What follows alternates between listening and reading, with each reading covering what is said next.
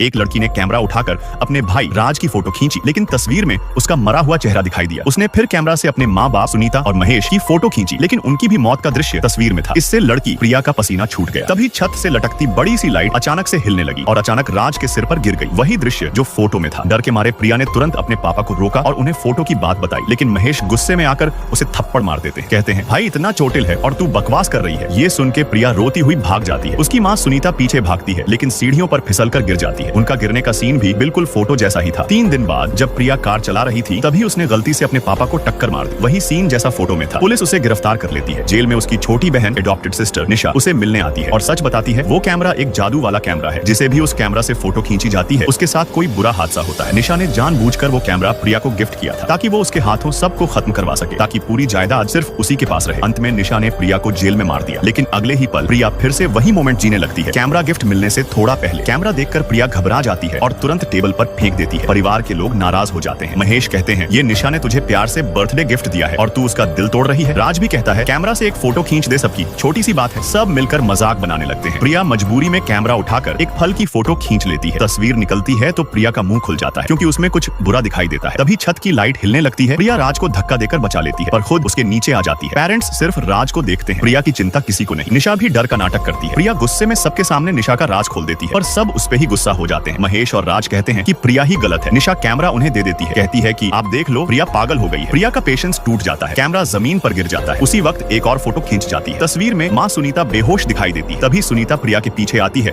और सीढ़ियों से गिर जाती है, बिल्कुल तस्वीर जैसा। सब लोग दौड़ कर आते हैं। महेश चिल्लाता है, ये लड़की ही सबका नुकसान लाई है। वो सुनीता को हॉस्पिटल ले जाता है। थोड़ी देर बाद राज हॉस्पिटल से आता है, कहता है, माँ की हालत सीरियस है, तू हॉस्पिटल जा देखने। पर प्रिया समझ गई थी। पिछली बार भी यही रूट उसके लिए मनहूस साबित हुआ था। कार एक्सीडेंट, पापा की मौत, जेल, वो मना करती है, पर राज जबरदस्ती पार्किंग तक ले जाता है। प्रिया कंडीशन रखती है, मैं सिर्फ तब हॉस्पिटल जाऊंगी अगर निशा कार चलाएगी। राज मान जाता है। रोड पर जाते वक्त राज कैमरा की बात करता है, इतना भी क्या राज है इसमें। कहते हैं, चल निशा, तुझे एक फोटो खींचनी है, आज तो तुझे याद रहेगा। प्रिया घबरा कर कहती है, भैया मत खींचो, पर फोटो खींच जाती है और अगले ही पल निशा गलती से महेश को कार से टक्कर मार देती है। सब लोग घबरा जाते हैं। महेश जमीन पर होता है, खून से लथपथ। राज बेहोश हो जाता है। महेश आंख खोल के कहता है, प्रिया तू थी ड्राइवर सीट पर। प्रिया रोकर कहती है, मैं नहीं थी। निशा एक्टिंग करती है, दीदी आप ही तो ड्राइव कर रही थी, मैं तो पीछे थी। प्रिया कहती है, फोटो राज भैया ने फोटो खींची थी। राज होश में आता है। प्रिया कहती है, भैया फोटो देखो। राज फोटो देखता है और फिर कहता है, तू झूठ बोल रही है। प्रिया शॉक में रहती है, कैसे हो सकता है, फोटो में क्लियरली